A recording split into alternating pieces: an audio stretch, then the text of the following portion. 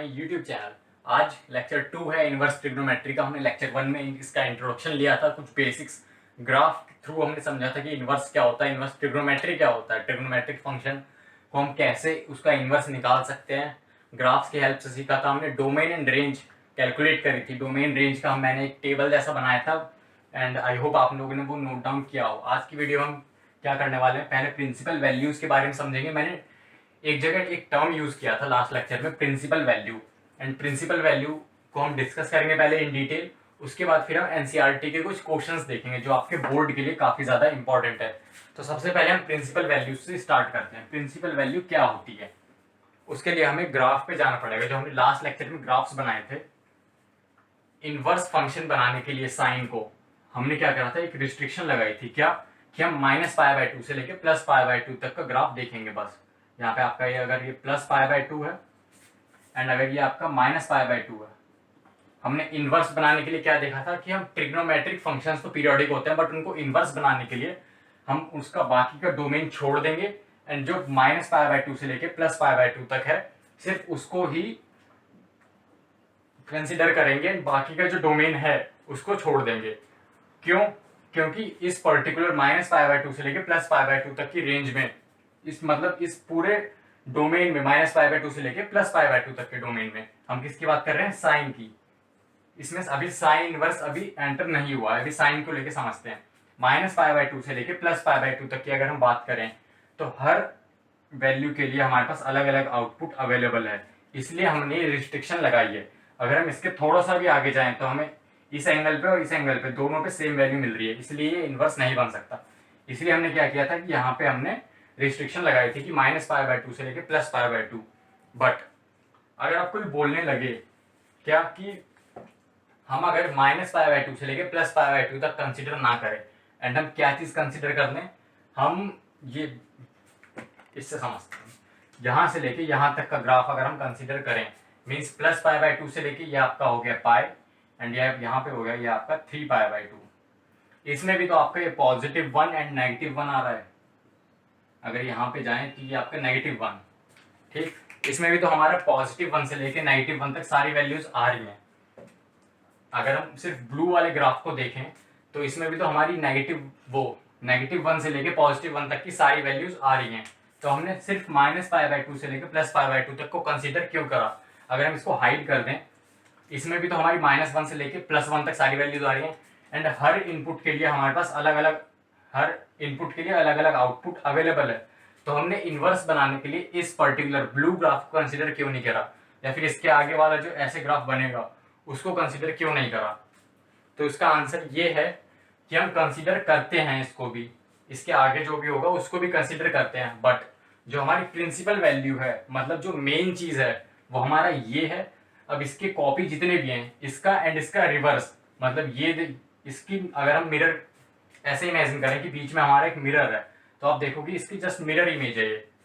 तो जो इसकी मिरर इमेज होगी एंड जो इसका यहाँ पे आपका जो ये वाला ग्राफ होगा हम सबको कंसीडर करेंगे, बट जो ये आपका पर्टिकुलर ये वाला ग्राफ है ये आपका प्रिंसिपल ग्राफ है, मतलब ये प्रिंसिपल वैल्यूज देगा आपकी -π/2 से लेके +π/2 तक। ये आपका मेन चीज है। बाकी जितने भी ग्राफ होंगे वो या तो इसकी मिरर वैल्यूज होंगी, मिरर वैल्यू मतलब मिरर ग्राफ होंगे इनका। अगर बीच में हम मिरर इमेजिन करें तो इसका जस्ट ये मिरर हो गया। एंड अगर हम देखें यहाँ से -3π/2 से लेके आगे तक देखें तो इसको जस्ट कॉपी हमने यहाँ पे कर दिया, तो या तो वो इसकी कॉपी होंगे या इसका मिरर इमेज होंगे, बट जो मेन ग्राफ है हमारा यही है। एंड यहाँ से हमारे पास जो जो वैल्यूज आएंगी -π/2 से लेके +π/2 तक वो हमारी प्रिंसिपल वैल्यूज कहलाएंगी। अब अगर साइन इनवर्स के केस में देखें, साइन इनवर्स के केस में क्या होता है कि हम कोई वैल्यू डालते हैं, -1 से लेके +1 तक हम कोई पर्टिकुलर वैल्यू डालेंगे, न्यूमेरिकल वैल्यू डालेंगे एंड हमारे पास आंसर क्या आएगा, हमारे पास -π/2 से लेके +π/2 तक का आंसर आएगा। साइन इनवर्स में हमने क्या सीखा था कि साइन इनवर्स में हम यहाँ पे वैल्यू इनपुट करते हैं एंड हमारे पास आउटपुट में आता है एक पर्टिकुलर एंगल, एंड इसका जस्ट रिवर्स होता है जो नॉर्मल साइन वाला फंक्शन होता है उसमें। तो हम एक वैल्यू डालेंगे, मतलब वैल्यू मतलब ये वाली लाइन की हमको एक वैल्यू डालेंगे एंड हमें आंसर मिलेगा इस वाली लाइन पे, मतलब कोई एक पर्टिकुलर एंगल मिलेगा यहाँ से। अब अगर क्वेश्चन में बोला जाए आपसे कि प्रिंसिपल वैल्यू कैलकुलेट करनी है तब तो आपको यहाँ से लेके यहाँ तक कैलकुलेट करना है। प्रिंसिपल वैल्यू मतलब ये कैलकुलेट करना है, या फिर आपको क्वेश्चन में बता दिया जाए कि कौन सी ब्रांच से कैलकुलेट करना है। ब्रांच मतलब अगर आपका ये है एक प्रिंसिपल वैल्यू है, ये आपने मान लिया कि ये मेन चीज़ है, अब आपको बता दिया कि इसकी मिरर इमेज वाली ब्रांच लेनी है हमें, तो आप इस वाले को कंसीडर करोगे या फिर उस वाले को कंसीडर करोगे। बट बोर्ड के एग्जाम में आपका इतना डेप्थ में चीज़ें नहीं आती। बोर्ड के एग्जाम में आपसे अगर क्वेश्चन पूछा भी जाएगा तो डायरेक्टली प्रिंसिपल वैल्यू बोलेगा, या फिर क्वेश्चन में अगर बोला नहीं गया है कि कोई प्रिंसिपल वैल्यू की कोई ब्रांच है या फिर कोई प्रिंसिपल वैल्यू है, दोनों ही वर्ड यूज नहीं किए, तो आपको डायरेक्टली समझ जाना है कि आपकी इनडायरेक्टली प्रिंसिपल वैल्यू की बात हो रही है। क्वेश्चन में अगर बोला गया है कि कौन सी ब्रांच की बात हो रही है, तब तो हम उसके अकॉर्डिंग सॉल्व करेंगे। बट अगर कुछ बोला नहीं गया है तब भी हम प्रिंसिपल वैल्यू के अकॉर्डिंग सॉल्व करेंगे, जो ये मेन ग्राफ है इसके अकॉर्डिंग। एंड अगर बोला जाए कि प्रिंसिपल वैल्यू बतानी है तब तो इसके अकॉर्डिंग सॉल्व हो गई। एंड अगर बोर्ड के लेवल की बात करें तो इसके बाहर हमारी चीज़ें नहीं जाएंगी। तो आई होप आपको प्रिंसिपल वैल्यूज समझ में आ गई होंगी। अब एक क्वेश्चन करके देखते हैं कि आपका क्वेश्चन कैसा रहेगा। इस चीज़ को आप ध्यान रखना कि साइन इनवर्स में हम कोई एक पर्टिकुलर वैल्यू डालेंगे एंड हमारे पास आंसर में एक एंगल निकल के आएगा कि वो किस एंगल की वैल्यू है उस पर्टिकुलर चीज में। देखो हमारे पास एक क्वेश्चन दिया हुआ है, क्या है, find the principal value of, question हमारे पास क्या है, find principal value of sine inverse. Inverse कैसे रिप्रेजेंट करते हैं, ऐसे जैसे ए इनवर्स हमने सीखा था वैसे ही साइन इनवर्स। एंड क्या है, 1/√2। आई थिंक यही क्वेश्चन है आपके एग्जाम्पल में। यस, साइन इनवर्स 1/√2 की आपको प्रिंसिपल वैल्यू बतानी है। प्रिंसिपल वैल्यू मतलब आपकी जो वैल्यू आनी चाहिए वो -π/2 से लेके +π/2 तक के बीच में होनी चाहिए। डोमेन रेंज याद है ना, जो हमने लास्ट लेक्चर में हमने टेबल बना के देखा था, उसका जो डोमेन है या फिर उसकी रेंज है उसके बीच का आपका आंसर होना चाहिए। 1/√2 देखो आपका इसका डोमेन क्या था, साइन इनवर्स का -1 से लेके 1 तक आपका डोमेन था। बट इसकी रेंज थी आपकी हमारी -π/2 से लेके +π/2 तक। साइन इनवर्स की अगर बात करें तो साइन इनवर्स का डोमेन ये था एंड रेंज ये थी। यहाँ पे आपके क्लोज्ड ब्रैकेट आएंगे, ये दोनों इंक्लूड है। तो देखो 1/√2 आपका -1 से लेके +1 के बीच में आ रहा है, मतलब कि वो हमारे पर्टिकुलर डोमेन में एग्जिस्ट कर रहा है। तो इसके लिए हमारे पास एक पर्टिकुलर एंगल जरूर होगा रेंज में। साइन इनवर्स की बात करें तो एक पर्टिकुलर एंगल हमारा आउटपुट आएगा, जैसे यहाँ पे हम वैल्यू इनपुट करते हैं एंड एंगल आता है। तो हमारे पास जो इनपुट है तो एक पर्टिकुलर वैल्यू है 1/√2 एंड इसका आंसर मतलब इसका जो पर्टिकुलर प्रोडक्ट आएगा, इसका जो आउटपुट आएगा वो हमारे पास एक यूनिक एंगल आएगा -π/2 से लेके +π/2 तक। इसमें क्वेश्चन में बोला गया है कि प्रिंसिपल वैल्यू निकालनी है, तो आपको ये चीज ध्यान रखने की आंसर आपका -π/2 से लेके +π/2 तक आएगा। ये चीज हमारी समझ में आ गई। इसके बाद अब इस पर्टिकुलर क्वेश्चन को हम सॉल्व कैसे करेंगे, हम क्या करेंगे, लेट करेंगे इसको कोई पर्टिकुलर वेरिएबल, लेट आपका x equals to sine inverse 1/√2। हमने ये चीज लेट कर दी। तो अगर हम साइन को इस साइड लेके आए, साइन को इस साइड लेके आ जाएं, ये चीज हम डिवाइड में नहीं ला सकते, बट साइन को अगर उस साइड ले आए तो हम साइन x इक्वल्स टू 1/√2 लिख सकते हैं। साइन उस साइड आके तो नॉर्मल साइन फंक्शन हो जाएगा ना, क्योंकि साइन के अंदर ये फिर एक एंगल है एंड यहाँ पे हमारा वैल्यू आउटपुट आ रही है। अब इसके आगे हमें लिखना है वी नो दैट, क्या बताया हमें कि साइन π/4 मीन्स साइन 45 पे जो है वैल्यू हमारी 1/√2 होती है। ये दोनों चीजें अगर हम कंपेयर करें तो देखो, ऑन कंपेयरिंग क्या आंसर आया हमारे पास x का, हमारे पास x का आंसर है x equals to π/4, x equals to π/4, यहाँ पे π/2 नहीं, यहाँ पे π/4। हमने क्या देखा था, एंड इस इक्वेशन के अकॉर्डिंग x की वैल्यू क्या है, sine inverse of 1/√2 is equals to आपका π/4। आप देखो आपका जो इनपुट था -1 से लेके 1 तक के बीच में था, मतलब कि डोमेन में एग्जिस्ट कर रहा था। इसके लिए आपका यूनिक आंसर -π/2 से लेके +π/2 तक आना था, जो कि आपकी रेंज में था। रेंज में आपका -π/2 से लेके π/2 तक के बीच में आपका π/4 आंसर है, and hence principal value of sine inverse 1/√2 is π/4। तो ये चीज आपको करनी है। अगर आपका कोई नेगेटिव एंगल आ गया तब आप क्या करोगे, negative angle in the sense कि अगर साइन इनवर्स -1/√2 होता तब आप लोग क्या करते हैं यहाँ पे,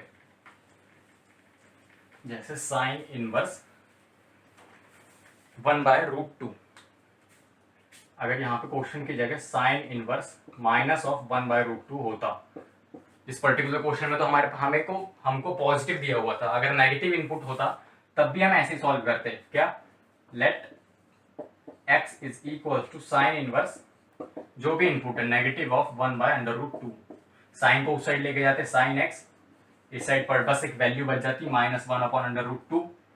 अब x की साइन x कब नेगेटिव होता है, मतलब साइन x -1/√2 कब होता है, देखो तो वी नो, आप अगर ग्राफ बनाओगे एंड इस वैल्यू को ट्रेस करोगे तो आपको मिलेगा साइन -π/4 इक्वल्स टू -1/√2। तो आपका यहां से कंपेयर किया तो आपका x का आंसर आ गया -π/4, एंड जो आपका साइन इनवर्स -1/√2 है उसका आपका आंसर आ गया -π/4। आपको देखो अब -1/√2 आपका -1 से लेके 1 के बीच में आ रहा है, डोमेन में एग्जिस्ट कर रहा है, ठीक। आपको जो -π/4 है वो आपकी रेंज में एग्जिस्ट जरूर करेगा, जो आपका ये -π/2 से लेके +π/2 तक के बीच में ये चीज आ रही है, तो ये चीज हमारी डोमेन एंड रेंज जो है उसके बीच में आ रही है, एंड ये हमारी प्रिंसिपल वैल्यू है साइन इनवर्स -1/√2। अब लेकिन हम हर एंगल के लिए ग्राफ बना के तो नहीं देख सकते कि हम इसके लिए कि पहले हमारा साइन एक्स पे -1/√2 कहाँ आ रहा है, फिर उसका एंगल चेक करेंगे हम, एंड एक्यूरेटली हम मेजर भी नहीं कर पाएंगे एग्जाम्स में, तब हम क्या करेंगे उस केस में आपके पास कुछ प्रॉपर्टी या फिर कुछ फॉर्मूले आप बोल सकते हो जिसको आप यूज करके शॉर्टकट लगा सकते हो, मतलब एक तरीके का शॉर्टकट है वो। देखो 6 चीजें हैं, इस क्वेश्चन को भी रब कर लेते हैं, सॉल्व हो गया है तो इस क्वेश्चन को रब करो, एंड आपके पास 6 या फिर उसके आगे भी 3 हैं, बट अभी पहले 6 की बात कर लेते हैं। देखो सबसे पहला sine inverse -x equals to -sine inverse x। जो हमारा साइन इनवर्स में अगर कोई नेगेटिव इनपुट है तो हम माइनस साइन बाहर ला सकते हैं, एंड पहले साइन इनवर्स x का आंसर कैलकुलेट करेंगे, उसमें हम माइनस लगा देंगे तो वो हमारी प्रिंसिपल वैल्यू हो जाएगी। कॉस की बात करें तो कॉस इनवर्स -x है अगर, तो इसका आंसर होगा pi minus cos inverse x। अगर कॉस इनवर्स में हमारे पास नेगेटिव इनपुट है तब हम क्या करेंगे, कॉस इनवर्स x निकालेंगे पहले, एंड उसको हम पाई में से माइनस कर देंगे, तो ये हमारा जो मेन क्वेश्चन है वो हमारा सॉल्व हो जाएगा। अगर हम tan की बात करें, tan inverse x, tan inverse negative x, तो ये क्या होगा, नेगेटिव जस्ट बाहर आ जाएगा, ये साइन की तरह एज इट इज रहेगा। पहले हम tan इनवर्स x कैलकुलेट करेंगे एंड नेगेटिव साइन लगा देंगे तो हमारी प्रिंसिपल वैल्यू आ जाएगी। फोर्थ चीज क्या है, फोर्थ चीज है अब cosec, cosec inverse negative x, इसमें भी सेम है, नेगेटिव साइन बाहर आ जाएगा। आप पहले कोसेक इनवर्स x कैलकुलेट करो नॉर्मली, एंड आपको माइनस साइन बाहर लगा देना है, तो आपका जो अगर नेगेटिव इनपुट है तो आपका इस तरीके से आंसर आ जाएगा। पहले आप ये कैलकुलेट करो, उसका नेगेटिव साइन लगा दो। फिफ्थ चीज है हमारा कॉस का रेसिप्रोकल, कॉस का रेसिप्रोकल सेक इनवर्स x। तो ये क्या हो गया, पाई माइनस आपका pi minus and sec inverse positive x। अगर आपके पास सेक में कोई नेगेटिव इनपुट है तब आप ये चीज यूज कर सकते हो, पहले सेक को पॉजिटिव इनपुट के साथ कैलकुलेट करो एंड उसका फाइनल आंसर को पाई में से माइनस कर दो, तो आपका जो रियल आंसर है वो आ जाएगा। एंड सिक्स चीज है हमारे क्या बचा, साइन कॉस टेन हो गया, कोसेक सेक हो गया, कॉट बचा हमारा, cot inverse negative of x equals to, इसमें भी हमारा pi minus cot inverse x। पहले cot inverse positive x calculate करो एंड पाई में से माइनस कर दो, तो आपका कॉट इनवर्स नेगेटिव x का आंसर आ जाएगा। ये 6 चीजें हैं, ये 6 चीजों का आप स्क्रीनशॉट चाहे तो ले सकते हो या फिर नोट्स बना सकते हो। इसके बाद इन चीजों को अब यूज करके हम अपनी एनसीईआरटी में से कुछ 6-7 इंपॉर्टेंट क्वेश्चन, आपकी कौन सी एक्सरसाइज है, फर्स्ट एक्सरसाइज आपकी 2.1 जो आपकी एक्सरसाइज है एनसीईआरटी में, उसको सॉल्व करेंगे। बट उससे पहले आप ये चीज नोट डाउन कर लो अच्छे से। तो ये चीज हमने कवर कर ली, अब इस पे बेस्ड आपका जो 2.1 एक्सरसाइज है उसके हम कुछ इंपॉर्टेंट क्वेश्चंस डिस्कस कर लेते हैं। आपके ये से भी रब करते हैं यहाँ से, आपकी एनसीईआरटी में लेके आया हूँ, यहाँ से अब एनसीईआरटी में से हम न्यूमेरिकल्स वो आपके जो क्वेश्चंस हैं वो सॉल्व करेंगे। तो देखो पहला क्वेश्चन क्या है हमारा, पहला क्वेश्चन हमारा बोल रहा है फाइंड, मतलब जो नॉर्मली है find the principal value, principal value हमें कैलकुलेट करनी है। सो सबसे पहले हमारे पास साइन इनवर्स -1/2, साइन इनवर्स -1/2 हमारे पास पहला क्वेश्चन है। तो देखो हमारे पास नेगेटिव इनपुट है, तो हम साइन इनवर्स -x वाला जो हमने अभी जस्ट थोड़ी देर पहले एक फॉर्मूला पढ़ा था कि sine inverse -x equals to minus of sine inverse x, तो हम इसको यूज कर सकते हैं। तो हम कैसे करेंगे, सबसे पहले तो हम लिखेंगे we know that sine inverse -x equals to minus of sine inverse x, ये लिखा हमने। हेंस जो आपका साइन इनवर्स -1/2 है is equals to negative of sine inverse 1/2, ये चीज आपको आ गई। इसके बाद अब पहले आप ब्रैकेट सॉल्व करोगे एंड आप नेगेटिव साइन लगा दोगे। सबसे पहले अब आप ब्रैकेट की चीज को let y equals to sine inverse 1/2। अब मैंने यहाँ पे x क्यों नहीं लिया, क्योंकि हमने x यहाँ पे यूज कर लिया तो कंफ्यूजन ना हो, इसलिए मैंने y equals to sine inverse 1/2 let कर लिया। Sine y equals to 1/2। इसके आगे आप करना है वी नो साइन π/6, आपका साइन π/6 पे क्या होता है 1/2 आता है। तो आपका क्या हुआ साइन π/6 मीन्स इन दोनों को कंपेयर करें तो आपका y is equals to π/6 and जो y किसके इक्वल था sine inverse 1/2, sine inverse 1/2 equals to π/6। And अगर ये वैल्यू उठा के इसमें रखें, hence sine inverse -1/2 is equals to negative of π/6। तो देखो हमने कितने इजीली सॉल्व कर लिया सिर्फ एक प्रॉपर्टी का यूज करके। हमें ये चीज अगर पता है तो हमें ना ग्राफ बनाने की जरूरत, ना हमें एक्स्ट्रा मतलब पहले से वैल्यू पता करने की जरूरत, बट हमने ये चीज अप्लाई करी एंड जो नॉर्मल हमारा ट्रिग्नोमेट्री का टेबल है हमारी 10th क्लास की बुक में होता है जनरली, या फिर 11th में भी होता है, उसको यूज करके हमने फाइनल आंसर तक पहुंच गए। क्या करा, सबसे पहले ये चीज हमने अप्लाई करी, नेगेटिव साइन बाहर ले लिया, पॉजिटिव वाले को सॉल्व करा। पॉजिटिव वाले को पहले हमने वायलेट कर लिया, फिर हमें ये पता था कि साइन π/6 साइन 1/2 होता है। इन दोनों को हमने कंपेयर करा तो हमने देखा y इक्वल्स टू π/6 है। y की वैल्यू यहाँ से देखी तो sign inverse 1/2 and sign inverse 1/2 को π/6 के इक्वल रखा एंड π/6 को हमने यहाँ पे रखा, तो हमें मिल गया sine inverse -1/2 is negative of π/6, क्योंकि इसका पूरे ब्रैकेट का आंसर π/6 था, नेगेटिव के साथ आया तो नेगेटिव π/6। अगले क्वेश्चन पे चलते हैं। अगला क्वेश्चन क्या है हमारा, अगला क्वेश्चन कोसेक इनवर्स 2 है, पॉजिटिव 2, कोसेक इनवर्स पॉजिटिव 2। आपके एनसीईआरटी का ही question, I think question number 3 या क्वेश्चन नंबर 2, क्वेश्चन नंबर 3 आपका हमारा क्वेश्चन नंबर 2 है। क्या है, कोसेक इनवर्स पॉजिटिव 2। देखो let y equals to cosec inverse positive 2। हमने क्या लेट करा, y, इसको हमने y के इक्वल लेट कर दिया। हम कोसेक को उस साइड ले जाएंगे अगर, तो वो कोसेक y हो जाएगा। इनवर्स को हम उस साइड ले गए तो वो नॉर्मल फंक्शन में चेंज हो गया, इक्वल्स टू 2। उसके आगे हम फिर लिखेंगे वी नो दैट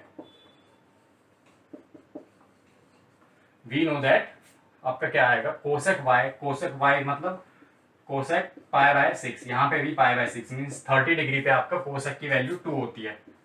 आपका y इक्वल्स टू क्या होगा, y इक्वल्स टू आपका आ गया π/6 on comparison this and this, and जो आपका y किसके इक्वल है, कोसेक इनवर्स 2 के, तो आपका cosec inverse 2 is equals to π/6। तो ये आपका आंसर हो गया। इस तरीके के आपके 5-6 क्वेश्चंस और हैं आपकी बुक में, उनको आप सॉल्व कर सकते हो बहुत इजीली। अब एक अच्छा क्वेश्चन सॉल्व करते हैं जो आपकी एनसीईआरटी में ही गिवन है। देखो हमें क्या बोला गया है क्वेश्चन में, इसे रब करते हैं पहले एंड क्वेश्चन लिख लेते हैं। अच्छा क्वेश्चन है, उसको सॉल्व करेंगे, आपके बोर्ड में आने के चांसेस हैं इस टाइप के क्वेश्चन। देखो क्या बोला गया है, हमें फाइंड करनी है value, find values of the following.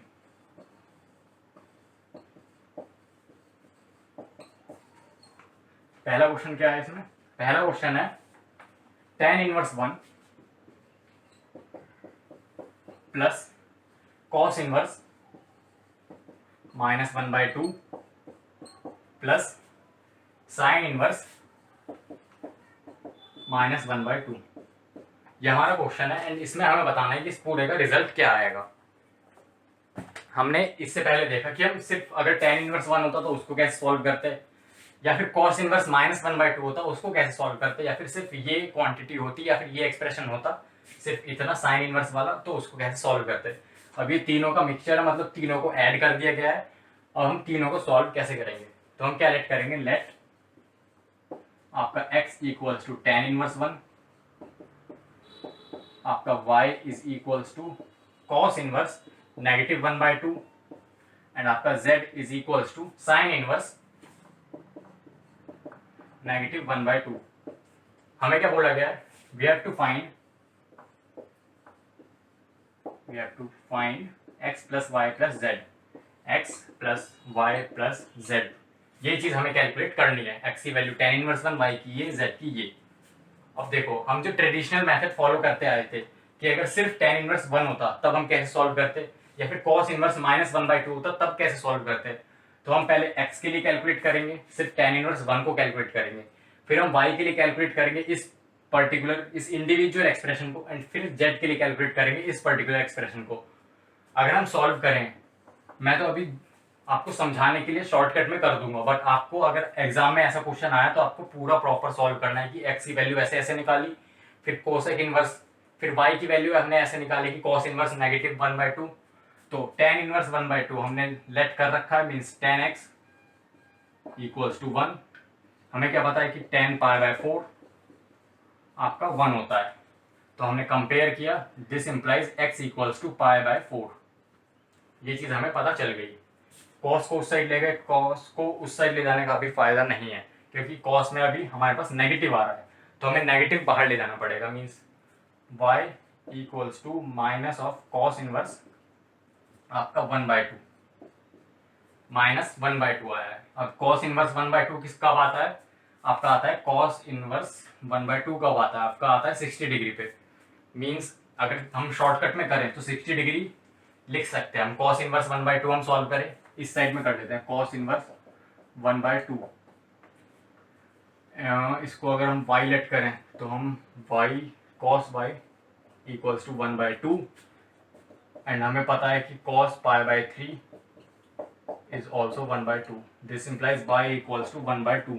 सो यहाँ पे नेगेटिव के साथ आना है एंड हमें यहाँ पे कैलकुलेट करें तो y इक्वल्स टू π/3 आई है, 3 आया है। ये वाला y अलग है एंड ये वाला y अलग है, कंफ्यूज मत करना, ये मैंने बस सॉल्व करने के लिए यूज किया है यहाँ पे। आप चाहे तो यहाँ पे p लिख सकते हो, यहाँ पे आप p लिखो, आपको जल्दी समझ में आ जाएगा। हमने क्या करा, cos इनवर्स 1/2 की वैल्यू कैलकुलेट करी एंड उस चीज को हमने यूज करा। यहाँ पे हमने पाई माइनस, हमने प्रॉपर्टी पढ़ी थी ना कि पाई माइनस, एंड यहाँ पे जो नेगेटिव साइन लिखा था वो आएगा सिर्फ आपका साइन के साथ। cos इनवर्स में अगर नेगेटिव है तो हमारे पास पाई माइनस आता है, तो पाई माइनस π/3। तो क्या आंसर आया, एलसीएम आपका 3 हो गया, 3 pi minus pi which is 2 π/3। y की वैल्यू हमारे पास आ गई 2 π/3। सिमिलरली z की वैल्यू हम कैलकुलेट करेंगे तो नेगेटिव साइन बाहर एंड साइन इनवर्स 1/2 अभी जस्ट हमने कैलकुलेट करा, क्या होता है हमारा होता है π/6, π/6। तो हमारा z की वैल्यू हो गई नेगेटिव ऑफ π/6। अब हम x plus Y plus Z करें, x की वैल्यू ये, x की वैल्यू क्या है हमारे पास, tan इनवर्स 1, सबसे पहले tan inverse 1 plus cos inverse -1/2 plus sine inverse -1/2। इसकी वैल्यू कैलकुलेट करनी, tan इनवर्स 1 की वैल्यू क्या आई हमारे पास π/4 प्लस cos इनवर्स -1/2 की वैल्यू आई 2 π/3 एंड हमारे पास साइन इनवर्स -1/2 की वैल्यू आई -π/6। इसको अब हम पूरा कैलकुलेट करेंगे, आपका एलसीएम 12 आ जाएगा, आपका एलसीएम 12 आया एंड यहाँ पे आपका 3 पाई, यहाँ पे आपका 4 to 8 पाई माइनस 2 पाई, आपका नेगेटिव ऑफ 2 पाई। तो आपका फाइनल आंसर क्या आएगा? आपका फाइनल आंसर आएगा 8 3 11 माइनस 2 9 पाई बाई 12। अगर इसको आप फर्दर सॉल्व करोगे तो 3 पाई बाई 4 जो आपका आंसर है वो आ जाएगा। सो देखो हमने कैसे कैसे स्टेप्स इसमें फॉलो करे। सबसे पहला स्टेप, हमने इसको एक वेरिएबल के इक्वल मान लिया, इसको एक वेरिएबल के इक्वल माना, इसको एक वेरिएबल के इक्वल मान लिया। उसके बाद फिर हमने इंडिविजुअली इसको सॉल्व करा, फिर इसको सॉल्व करा एंड देन इसको सॉल्व करा।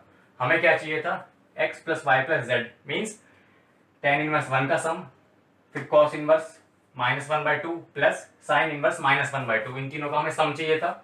हम पहले इसको इंडिविजुअली सॉल्व करेंगे, इसको अलग से करेंगे एंड इसको अलग से करेंगे एंड एट द एंड हम तीनों को ऐड करेंगे, तीनों की वैल्यू लिखेंगे, एलसीएम वगैरह लेके सॉल्व करेंगे। एंड जो अगर कुछ चीज़ें कैंसिल आउट हो रही हैं, जैसे 9/12 में आपका 3 कॉमन आके कैंसिल हो रहा था, तो आप वो चीज़ कर दोगे, आपका फाइनल आंसर 3 पाई बाई 4 आ चुका है इस एक्सप्रेशन का। ये एक्सप्रेशन का सम है आपका 3 पाई बाई 4। आपका इस टाइप के क्वेश्चन और है आपकी बुक में, एक क्वेश्चन और है जिसको आप खुद से ट्राई कर सकते हो। इसके बाद आपकी जो एनसीईआरटी है उसमें आपके 2 ऑब्जेक्टिव क्वेश्चंस हैं। ऑब्जेक्टिव क्वेश्चन क्यों कर रहे हैं हम? ऑब्जेक्टिव क्वेश्चन इसलिए क्योंकि आपका जो न्यू पैटर्न है बोर्ड का, सीबीएसई का बेसिकली, उसमें आपके ऑब्जेक्टिव क्वेश्चंस आते हैं। तो आपका ऑब्जेक्टिव क्वेश्चंस भी इक्वली इंपॉर्टेंट है। सो क्या बोला गया है? If sine inverse X equals to Y, if sine inverse X equals to Y and तो पूछा गया है देन फर्स्ट ऑप्शन है हमारे पास। फर्स्ट ऑप्शन क्या है आपका? y is greater than equal to 0 and less than equal to pi. Second option है हमारे पास y is less than equal to pi by 2 and greater than equal to minus pi by 2। फिर है हमारे पास third option y is greater than 0, y greater than 0 less than pi. And हमारे पास जो लास्ट ऑप्शन है fourth option, वो है हमारा यही ऑप्शन है, बस इक्वल का साइन नहीं है, less than pi by 2 and greater then minus pi by 2। अब देखो साइन इनवर्स एक्स मतलब ये पूरा फंक्शन है, y क्या है? आउटपुट। y क्या है? आउटपुट। x क्या है? इनपुट। आउटपुट मतलब कि रेंज। इनडायरेक्टली इस क्वेश्चन में हमसे साइन इनवर्स x की मतलब साइन इनवर्स की रेंज पूछी गई है। तो रेंज क्या होती है? हमने रेंज, अगर हमने वो टेबल आपने लेक्चर नंबर 1 देखा है तो मैंने बताया था -π/2 से लेके +π/2 विद क्लोज्ड इंटरवल, मतलब कि -π/2 एंड +π/2 इंक्लूड होंगे। तो हमारा जो ऑप्शन नंबर 2 है वो आपका करेक्ट हो जाएगा, क्योंकि यहाँ पे इक्वल साइन है। आप अगर इसको टिक करोगे तो आपका आंसर कुछ हद तक सही है, बट आपका आंसर गलत है, क्योंकि -π/2 एंड +π/2 आपका इंक्लूड नहीं हो पाए। एक और हमारे पास ऑब्जेक्टिव क्वेश्चन है, एनसीईआरटी का ही है आपका, उसको भी सॉल्व करते हैं फिर आज का लेक्चर वाइंड अप करते हैं। क्या क्वेश्चन है हमारे पास? tan इनवर्स √3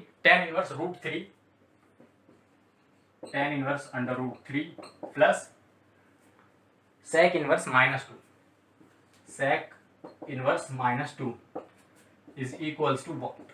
आपको बताना है कि ये किसके इक्वल होगा। आपके पास एक ऑप्शन है ए ऑप्शन क्या है हमारा? ए ऑप्शन है पाई, दूसरा है π/3 पाई, बी ऑप्शन है π/3। हमारे पास सी ऑप्शन क्या है?